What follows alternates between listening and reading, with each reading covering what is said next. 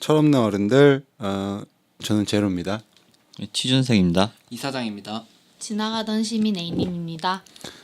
우선 오늘 가져온 주제를 하기 전에 지난번 AS 때 우리 사내 유보금에 대해서 잠깐 간단하게 얘기했잖아요. 네. 기억 안 나? 잠깐. 잠깐. 저번에 너무 얘기를 많이 해가지고. 그 기업들이 돈을 쌓아둔다고 했는데. 쌓아두는. 네. 근데 내가 그거 녹음하고 네. 나서 다른 일이 있었어요. 그 이제 민주당 의원들 강연 릴레이 강연하는 데 갔었는데 거기서 그 민주당의 박범계 의원이 네. 사내유보금 관련해서 얘기를 하는 거예요. 그러면서 그 기업들이 사내유보금을 이렇게 쌓아두고 있다. 이 나쁜 놈들이 이걸 뺏어야 된다라는 막 그 선동하는 말을 하는 거예요. 아니 그분 판사 출신 아니에요? 네. 그래서 그런가? 그래가지고 시정했어요? 박범계 의원이 그러고 내려갔어요. 네. 내려가고 나 이제 실명을 까는 게 거기 들었던 사람이 100명도 넘으니까 네. 그냥 실명 까고 얘기하는데 알 것 같은데. 그다음에 이제 김병관 의원이 올라왔어요. 올라와서 하는 말이 박범계 의원이 무슨 저 한 말 중에 잘못 말한 게 있는데 아마 잘 모르고 한 것 같다라고 했어요. 근데 나는 잘못 말한 것 같지가 않은 게 뭐냐면 이 사내유보금 얘기가 어느 날 갑자기 나온 게 아니고 되게 몇 년 전부터 언론에서 계속 나오고 있잖아요. 네. 지금 한 10년은 된 것 같은데 그게. 그리고 그러니까 근데 그 사람이 혼자만 그렇게 지금 혼자 어느 날 갑자기 그렇게 얘기한 것도 아니고 보좌관들도 있고 동료 의원들도 있을 텐데 그걸 모를 리가 없다라는 생각이 드는 거죠. 그게 한 10년 된 사안인데 이게 이슈가. 그리고 그 다음에 이상민 의원이 올라와서 박범계 의원을 딱 찍어서 얘기한 것 같진 않지만 국회의원들이 공부를 해야 된다. 어서 신문 기사 하나 보고. 전부 다 이제 박범계 의원이 잘못됐다. 그러니까 이상민 의원은 박범계 의원을 직접 찍어서 얘기한 것 같지는 않아요. 그런 뉘앙스였다. 네. 그러면서 어디 가서 신문 기사 하나 보고 전문가 얘기 하나 듣고 와서 그게 맞는 것처럼 그렇게 얘기하면 안 된다라는 얘기를 했어요. 그래가지고 우선 오늘 원래 주제 가져온 거 그 하기 전에 사내유보금을 조금만 더 자세하게 얘기할게요. 지난번에 유보금 파트. 예. 지난번에 저희 의견이 뭐였죠? 사내유보금에? 사내유보금을 내가 잘라버렸어요. 잘라버렸어요? 그 아예 잘라버렸어요. 그래 저희 그때 사내유보금은 뭐 괜찮다 이런 거 아니었나요? 여기? 거의 뭐 그런 식으로 갔던 것 같아요. 괜찮다 우리 아니었나? 일단 다시 자르셨다니까 다시 설명해 주시고. 네. 그래서 우선 사내유보금이 뭔지를 알아야 되는데 우선 사내유보금은 현금이 아니다. 그래서 요 내용을 기사를 내가 찾아봤어요. 찾아봤는데 엄청나게 많더라고 기사가. 시사인 2009년 4월 13일자에 나온 내용인데 노동계 쪽도 사내유보금은 다양한 요소로 구성되어 있어 당장 현금화하기가 쉽지 않다. 남아도는 돈으로 단정하기 어렵다라는 점을 부정하지 못한다. 금속노조 정책연구원 이상호 연구위원은 이러한 재계의 현실론에 대해 나름 일리가 있다라고 일단 수긍한다. 하지만 적정 수준을 넘어 너무 지나치다는 게 그의 시각이다. 그러니까 노동계 쪽도 사내유보금이 쌓아놓은 현금이 아니라는 걸 알고 있는 거죠. 그래서 이제 사내유보금이 뭐냐를 설명을 할게요. 사내유보금은 회계장부에는 내가 주전자를 가지고 있건 컴퓨터를 가지고 있건 땅을 가지고 있건 돈을 가지고 있건 다 그 가격을 매겨가지고 수치를 기록을 하잖아요. 그래서 사내유보금은 자본잉여금 그러니까 회사에 IPO를 하면 회사가 가지고 있는 주식을 내다 팔잖아요. 주식시장에. 그래서 그 주식을 내다 팔아서 번 돈 중에 쓰고 남은 돈 하고 그리고 회사가 장사를 열심히 해서 돈을 벌면 그 장사하는 데 쓰인 돈 다 제하고 나면 순이익이 남죠. 거기서 세금 내고 주주 배당금 내고 남은 돈을 플러스해서 사내 유보금이라고 해요. 그러니까 사내 유보금은 정확하게 얘기하면 회계장부나 법적인 용어는 아니에요.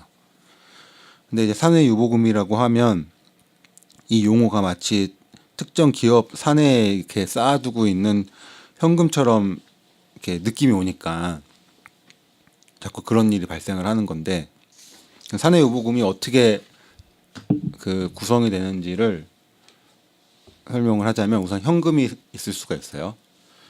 기업이라는 건 현금이 계속 돌아야 되기 때문에 사내 유보금, 돈이 항상 금고나 통장에 있어야 되잖아요. 그래야지 물건 대금도 주고 사람들 월급도 주고 그러니까. 그래서 현금으로 가지고 있을 수도 있고, 두 번째는 회사에서 공장을 짓잖아요. 그럼 땅을 사고 공장을 짓고 거기다가 기계 설비를 들여놓고 하면 이제 투자죠. 일반적으로 우리가 말하는 투자인데, 투자를 하면 그 가치 있죠. 만들어 놓은 공장의 가치도 숫자로 표기해서 회계장부에 써놓는데, 그게 또 사내 유보금이 돼요. 그러면 땅을 사서 공장을 지으면 내가 100억을 들여서 공장을 졌더라도, 만약에 공장을 지면 그 주변에 땅값이 올라가거나 할 수가 있잖아요. 그러면 공장의 가치가 더 올라갈 수 있죠. 난 100억 들여서 공장을 졌는데 회계장부에는 120억이 표시가 될 수도 있는 거예요. 사내 유보금은 투자를 해도 돈을 썼는데 오히려 사내 유보금 늘어날 수가 있어요. 이런 식으로. 그리고 그 다음 세 번째는 돈이 너무 많이 남아서 기업이 투기를 할 때가 있어요. 부동산을 사들인다. 여기 강남에 여기 어디가 개발이 될 것 같으니까 이 땅을 사놓자 하면, 그게 이제 그것도 사내 유보금으로 칠 수가 있는데, 경우는 조금 다르긴 한데, 두산중공업 있잖아요. 뉴스에 몇 번 나오긴 했는데, 그 누구냐, 문재인 정부의 탈원전 정책 때문에 두산중공업이 그 원전 못 지어서 어렵다라는 기사들이 몇 번 나왔는데, 실제는 두산중공업은 장사 잘 하고 있어요. 돈 잘 벌어요. 잘 버는데 두산중공업은 어려워요. 왜 어렵냐면 두산건설이 투기를 했어요. 두산건설이 저기 일산인가? 일산 쪽이에요. 일산 쪽인가 거기가? 하여간 어디다가 전혀 분양이 안 될 곳에다가 어마어마하게 아파트를 잘 지어놨대요. 근데 문제는 이게 분양이 안 되니까 회사가 휘청하는 거야. 그래가지고 두산중공업이 증자까지 해가지고 두산건설에다가 돈을 쏟아붓고 있어요. 그래가지고 지금 두산중공업 주가가 최고점 대비 한 40%밖에 안 돼요. 돈을 그렇게 쓰고 있기 때문에. 그래서 두산중공업이 어려운 거거든요. 그러니까 이런 식으로 땅하고 뭐 아파트를 져가지고 가지고 있다. 이것도 사내 유보금에 들어갈 수가 있어요. 그리고 그 다음 또 경우는 은행에 이자도 안 나오는데, 요즘이 저금리 시대라서 이자도 안 나오는데 어딘가 돈을 써야 될 거 아니에요. 그래서 보통 채권을 많이 산대요. 기업들이 돈이 남으면 채권을 많이 사는데, 채권을 이렇게 가지고 있으면 돈 쓸 일이 있을 때까지 그냥 들고 기다리는 거잖아요. 이런 경우도 사내 유보금으로 들어가요. 근데 아까 법적 용어나 회계 용어가 아니라고 하셨잖아요. 네. 그럼 어떤 데서 쓰는 용어인 거예요, 이게? 그냥 이 회사에 재산이 얼마나 있나 그냥 편리하게. 그러니까 뭐 보통 뉴스에서 주로 쓰는 거예요? 예. 학문적으로 쓰는 용어가 아니고. 이제 학문적으로는 쓰겠죠. 근데 이제 법적 용어는 아니라는 거지. 그러니까 사내 유보금이라는 게 사람마다 다르게 정의할 수 있겠네요. 이것만 한다. 뭐 주식이랑 현금만 사내 유보금이다라고 할 수 있고. 아니, 회계장부상에서 자본 잉여금과 이익 잉여금을 합해서 사내 유보금이라고 하는 거예요. 그러니까 정의는 같아요. 근데 어떨 때는 부동산이 들어갈 수 있고 어떨 때는 안 들어갈 수 있다는 거예요? 그 잉여금을 부동산 들어가는 거지. 들어간다고? 네, 그러니까 사내 유보금이 현금, 그러니까 설비 투자, 공장 짓거나 뭐 이랬을 때, 그리고 부동산 투기 같은 거, 그리고 아까 채권 같은 유가증권 이런 것들을 다 합해서 사내 유보금에 들어가는 거야. 이것들이 다 합해졌을 때.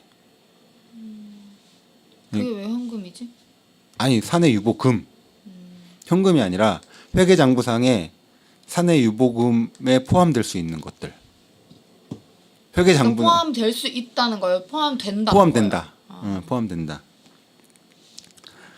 그래가지고 다 이해한 거 맞아요, 저희? 저 조금 헷갈리는 건 아까 말씀하셨을 때 순이익 뭐 이렇게 뭐 다 하고 뭐 남는 그 순이익에 세금 뺀 그게 잉여금이라고 하셨잖아요. 세금을 빼고 배당금 주고 남은 배당금도 거. 주고 남은 거. 근데 공장을 짓고 투자하는 거에서 이미 그러니까 뭔가 물건을 만드는데 쓰는 그 순이익을 계산하는데 이미 빠지는 돈 아닌가 이거는? 어떻게 이게 현금이 재산이잖아요. 됐지? 공장은 공장이라서? 공장 같은 건 재산이니까. 이걸 정리를 한번 하고 가는 게 나을 것 같지 않나요? 이걸? 그러니까 이게 사내 유보금을 제가 이해한 거는 뭐냐면 회사가 갖고 있는 모든 거는 금전으로 표기가 되잖아요. 근데 이게 크게 두 파트로 나뉘어요. 가지고 있는 거랑 내가 장사해서 남은 거, 그러니까 번 돈, 쓴 돈 이 한 파트가 있고 다른 한 파트는 가지고 있는 거. 근데 가지고 있는 거는 뭐냐면 처음에 회사에 대한 자본금하고 뭐 공장, 땅, 뭐 설비 이런 물건들 이건 회사가 가지고 있는 거잖아요. 그게 금전으로 표시가 되는 거죠. 그 가치는 삼각대예요. 이렇게 깎여 나가요 매년. 그거에 표시되는 게 있고 이 내가 번 돈, 쓴 돈. 그러면 잉여금 남아 있는 건 번 돈, 쓴 돈 했는데 남았어요. 이게 이익잉여금. 이익에 따라서. 근데 뭐 이거를 남은 돈으로 쓰든 돈을 빌리든 그럼 이거를 무슨 공장을 샀어. 그럼 이거는 이제 비용 처리되는 게 아니라 공장을 산 돈이 쓴 돈이긴 하지만 비용이 아니라 원가로 들어가긴 하겠지만 이건 자산의 개념인 거예요.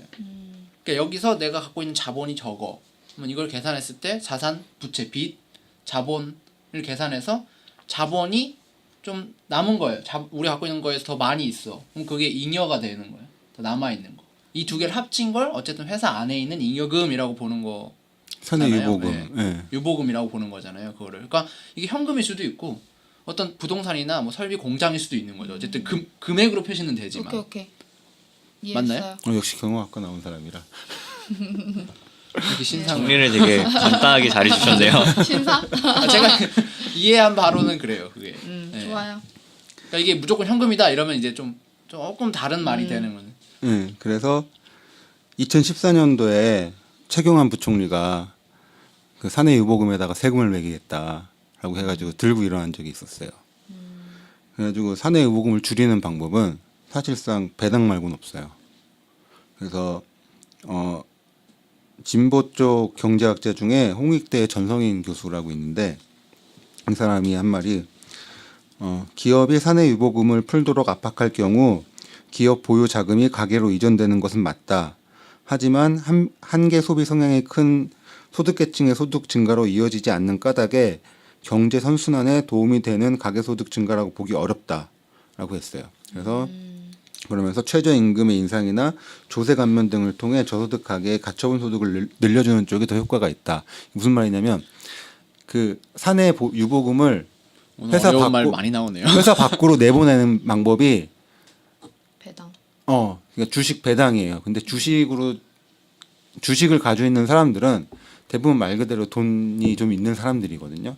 그러니까 가난한 사람들한테 사내 유보금은 그냥 풀을 경우에는 가지 않는다라는 거예요. 돈이 있는 사람이 더 버는 구조다. 그래서 이거는 뭔가 마련을 해야 된다. 방법을. 되게 그 사람 참 학자처럼 얘기했네. 학자처럼. 아니 전성인 교수는 여기저기 많이 나오는 사람이에요. 그러니까 되게 정확하게 학문적으로만 딱 얘기한 것 같아요. 예.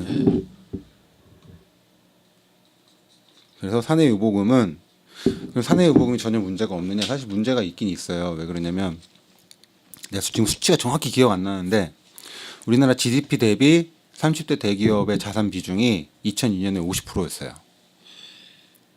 GDP 대비이기 때문에 좀 다르긴 한데 근데 2018년인가 2017년에 그게 90%까지 늘어요. GDP 대비 30대 대기업의 자산 비중이. 그러니까 30대 자산이니까. 대기업의 근데 그걸 왜 현실적- GDP랑 왜 비교를 해? 자산이랑? 그 자산이라는 건 그 기업의 가치를 말합니다. 30대 대기업의 가치의 정도가 GDP 대비 몇 프로다를 한번 계산을 해본 거예요. 왜요? GDP 그래야 비교를 하기 쉬우니까. 그 가치를 평가하기가 좀 수월하니까. 예, 기준점을 GDP로 둔 거지. 그러니까 그걸 평가할 때. 큰 기업일수록 자산이 빨리 늘어나고 그러니까 돈을 더 많이 버는고 있는 상황인데 그게 이제 분배가 안 된다라는 거예요. 그렇기 때문에 뭐 어쨌든 문제가 전혀 없는 건 아닌데 방법을 그러니까 환수해야 된다 뭐 이런 식으로. 그냥 무조건 그걸 환수해야 된다 이건 아니고 그러니까 남양 유업 같은 경우에 이번에 이제 아시아나나 뭐 이런 국민연금이 그 스튜어드십 코드 하면서 남양 유업 같은 경우 했거든요. 그러니까 뭐 삼성전자나 하이닉스는 돈이 많지만 사내 유보금이 많이 있지만 하이닉스는 용인에다 또 공장 짓고 있고 그 돈 가지고 그리고 삼성은 평택에다가 축구장 한 8개 넓이 정도 되는 부지에다가 또 공장을 짓고 있어요. 이런 식으로 투자를 하고 있기 때문에 만약에 그 돈이 뭐 이게 우리가 전체를 보는 게 아니기 때문에 뭐 정확히 말할 수는 없지만 돈이 이렇게 투자가 잘 되고 사람들을 고용하면서 돈을 선순환시키는 방식으로 간다라고 하면 사실상 아무 문제 없는 거죠. 사내 유보금이 많아도. 근데 이제 남양유업 같은 경우에는 이 회사는 투자할 것도 없고 연구할 것도 없는 거야. 근데 사내 유보금을 너무 많이 가지고 있으면서 배당을 안 해. 그래가지고 국민연금이 니네서 배당 많이 해라라고 하는데 국민연금이 졌죠. 주식 비중이 너무 적어서 10%도 안 되니까. 네, 이런 경우에는 사실상 문제가 될 수 있는 거죠. 계속 돈을 쌓아놓고만 있는데 궁금한 게 배당은 기업 맘대로 나 요만큼 할 거야 저만큼 할 거야 이렇게 할 수 있는 거예요? 보통 이사회에서 정하고 그거를 주주총회에서 의결을 받아요. 그러면 배당을 정기적으로 해야 되는 게 아니고 할 때만 딱 주주통해서 요구할 때만 주는 거예요? 배당금을 그냥 주는 거예요? 하고 싶으면 하고 결정해서 안 한다 그럼 안 하는 거예요. 그러니까 내가 액면가 10,000원짜리 주식마다 배당을 100원씩 주겠다라고 이사회에서 도장을 쾅쾅쾅 쳐요. 그러면 주주총회 가가지고 우리가 배당 100원씩 하겠습니다. 한 주당 100원씩 하겠습니다라고 하면 투표를 하죠. 오케이 좋다. 아니면 더 달라. 아니다 지금 회사에 더 투자를 해야 회사가 더 가지고 있어야지 투자를 해야 될 텐데 조금 쉽게 죽여라. 정리하면 배당은 회사가 돈을 벌었어요. 그럼 이 돈을 주주들, 회사의 주인들이 나눠 가질 건지 현금으로 가져갈 건지 다시 그걸 가지고 회사 자체에서 어떤 일을 할 건지를 결정하는 거예요. 가져갈 거면 뭐 어떻게 가져갈 건지 얼마 가져갈 건지 정하면 되고 안 가져갈 거면 회사에 그냥 두고 이 형태가 꼭 돈은 아닐 수 있지만 그걸 회사 내에서 쓰는 거죠. 그 우리나라에선 보통은 기업이 그분들 거잖아요. 그 재벌 거. 그럼 주주들은 대부분 아니니까 가능한 배당을 안 하려고 해요. 왜냐면 회사 돈은 내가 적은 지분으로 회사 돈을 마음대로 쓸 수 있으니까 회사에 그걸 넣어두면 이제 다른 일을 할 수 있으니까. 다만 내가 돈이 필요할 때 여러 가지 상황에 따라 그땐 배당을 하죠. 가 대외 우리나라 일반적인 상황이에요. 그러니까 우리나라 같은 경우에 배당을 많이 할 때는 기업을 물려줄 때 물려줄 때 많이 하고 그리고 우리나라 같은 경우 배당을 좀 안 하는 전 세계적으로 보면 우리나라 배당을 좀 안 하는데 왜 그러냐면 아까 얘기한 것처럼 우리 오너라고 하는 기업의 사주들이 기업 지배력이 너무 강해서 한 30% 정도밖에 안 가지고 있거든요 지분을. 그러면 주총에 들어가면 무조건 깨지는데 그 사람들이 배당을 안 하고 기업에 쌓아두면 자기네 마음대로 쓸 수가 있잖아 돈을 사실상. 그래서 이번에 대한항공 조영호가 걸렸던 게 회사 돈으로 집 고치고 회사 돈으로 가정부 쓰고 그래가지고 걸린 거예요. 회사가 자기 거니까. 자기 돈으로 안. 이게 정 안 되면 그냥 주식을 소각하던가 그 돈으로 주식을 사서 그럼 내 주가 가치가 내 주식 가치가 올라가고 내 기업 지배력이 올라가니까라는 여러 방법이 있는데 그래서 지금 그게 이제 잘못됐다는 게 오늘 정리하는 내용이죠. 그 말이 나오는 게. 그러니까 박범계 의원이 말한 거는 잘못됐다라는 거죠. 정확하지 않다. 네, 오해 소지도 있고 뭔가 잘못 말았으면서 막 그 잘못된 논리로 사람들을 선동한 거죠. 사내유보금이 이렇게 많은 나쁜 놈들이 그러니까 이렇게 가지고 있으니까 해야 된다. 저희가 그때 얘기했을 때는 일단은 뭐 기업이 정하는 건데 사내유보금에 대해서 우리가 너무 그럴 필요 없는 것 같다였잖아요. 아니 그게 아니었죠. 그때는 이제 사내유보금이 많은 것 자체는 문제가 아니다. 그건 케이스 바이 케이스로 봐야 된다라는 게 결론이었죠. 우리 전에 그러니까 뭐 얘기했던 큰 거. 문제는 아니다 유보금이 많은 게. 근데 이거를 저희가 그때 이렇게까지 들어가지 않았잖아요. 근데 이렇게까지 만약 들어간다면 이게 우리나라 사회 구조적인 문제잖아요. 그러니까 대기업 쪽으로 경제 구조가 쏠리고 대기업이 돈을 아까 말한 그 교수님이 이제 돈이 사회적으로 돌게 말하는 거는 기업이 투자나 고용을 했을 때 돌아가는 거지 배당이나 이런 방식으로 해서는 돌아가지 않는다라는 것도 맞아요. 근데 그러면은 우리나라는 그 유보금이라는 잉여금이 쌓이는 구조를 보면은 이제 기업들이 만약에 본연의 산업에 충실하면 그 교수님이 말한 학문적인 내용에 따라서 돈이 풀려요. 공장을 짓거나 사업을 계속 지속적으로 하거나. 근데 잉여금 같은 게 늘어나고 뭔가 배당을 잘 안 하고 또 딴 데 쓰고 자기네 본업, 산업에 충실해서 하지 않으면 물론 대규모 공장을 짓는 그런 잘 나가는 기업들이 있지만 그렇지 않는다면 안 좋은 구조로 가는 거예요. 그 말은 기업이 잉여금 금액이 올라가는 그 현상에 대한 요인은 정확한 거죠. 자기네 산업을 키울 정도의 확신이 안 드는 거예요. 내가 조선업을 해. 조선소를 늘리고 고용하는데 안 될 것 같아. 그럼 안 늘리는 거예요. 근데 기업 입장에서는 당연히 자본주의적으로 돈을 사용할 수 있는 돈 어떤 식으로든 장기적으로 단기적으로 그걸 가지고 있는 게 손해잖아요. 그럼 뭐 하냐? 아까 말한 것처럼 이상한데 막 건물을 막 올린다든가 땅 투기를 한다든가 주식을 산다든가 이래 버리는 거예요. 근데 그것도 10조를 내서 강남에 땅을 땅을 산다든가. 산다든가. 근데 그게 어쨌든 자산으로 잡히잖아요. 여러 가지가 있지만 있잖아요. 만약에 학교 재단이 주식 투자를 한다. 돈 벌면 좋지만 과연 이게 정상적인 물론 정상대로 법적으로 맞게 하시지만 이게 과연 좋냐 이거죠. 이게 아까 교수가 말한 대로 그런 식으로 하면 돈이 사회에 돌지 않는다. 그러니까 크게 보면 기존에 우리나라가 성장하면서 기업들이 자기네 우리나라 크게 5가지 산업에 투자하면서 늘린 그 고용된 직원과 그런 설비에 따라 분배된 어떤 산업화적인 재분배 과정을 역행하는 거예요. 다시 이렇게 수거하는 거예요. 제가 볼 때. 다시 대기업 쪽으로 경제가 몰리는 거고.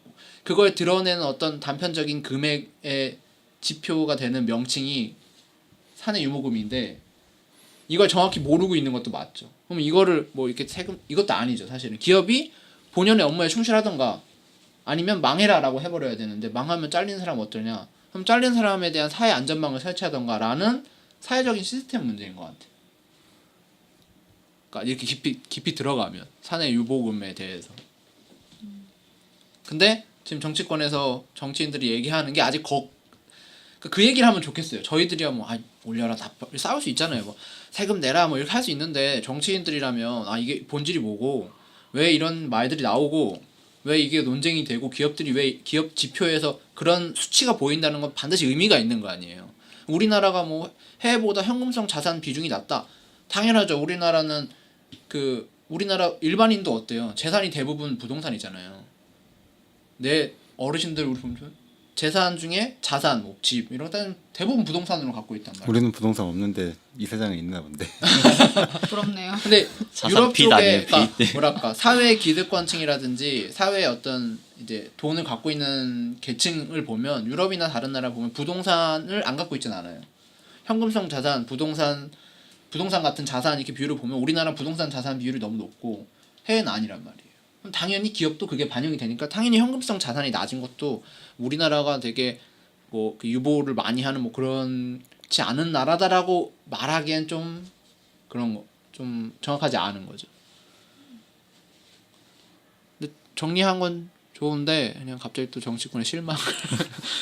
아유 뭘 기대하세요. 내가 할 얘기는 감금하고 이게 아니라. 난리 났는데 뭐 불법 저지를 고소하고 뭐 난리 났는데 뭘 기대해. 근데 저도 결론은 이거는 시장 상황에 따라 가는 거다. 기업들이 가장 시장에 맞는 선택을 한 거고 시장이 그런 상태니까 안타깝네요. 유보금 자기네들이 생각하는 그 유보금 금액을 낮추고 싶다. 그럼 구조를 바꾸는 수밖에 없지. 거기다 무슨 세금을 매이고 이런 방법은 아닌 것 같아요. 역시 우파. 중도입니다. 저. 역시 우파적 발언. 신자유주의. 세금을 깎아라. 세금 내려달라.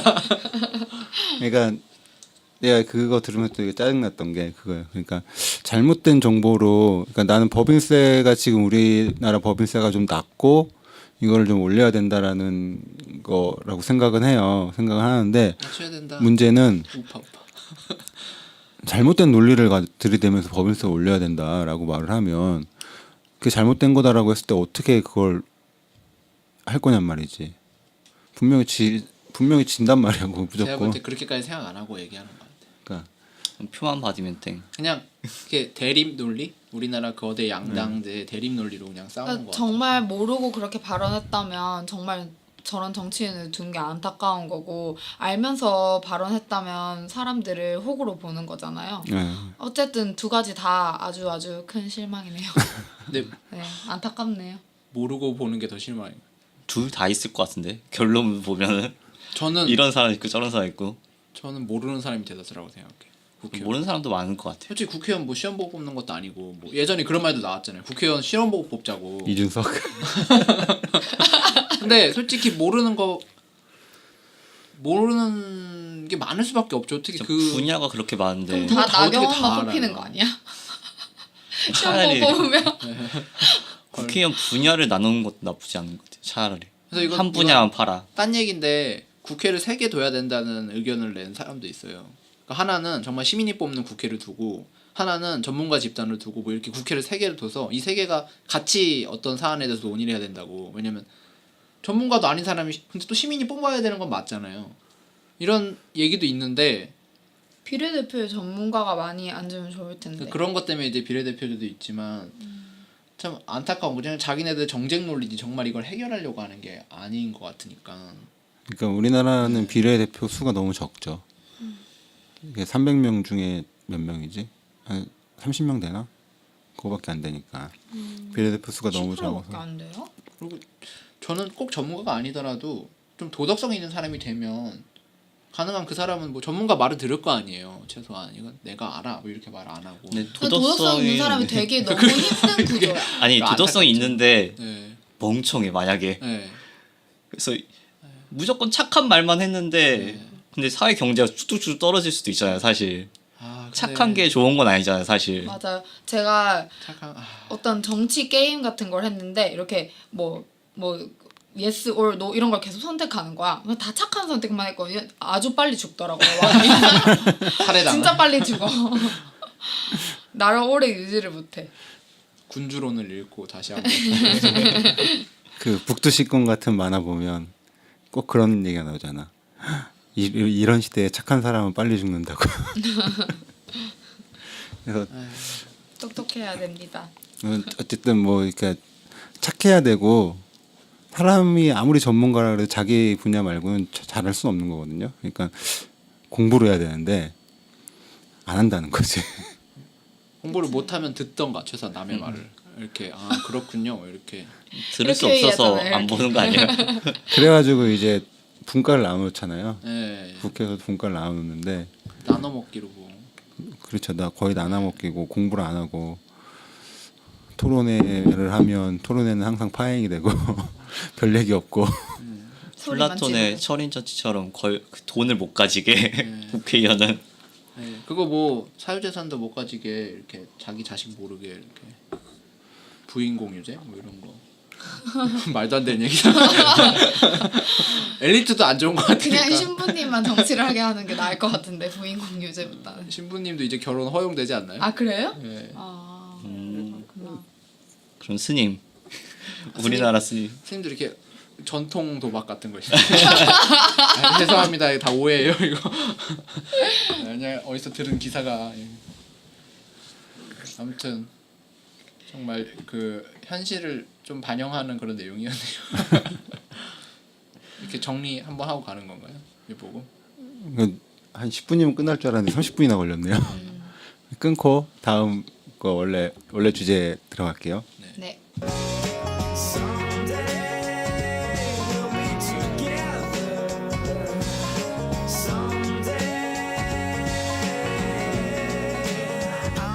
Superman. 과연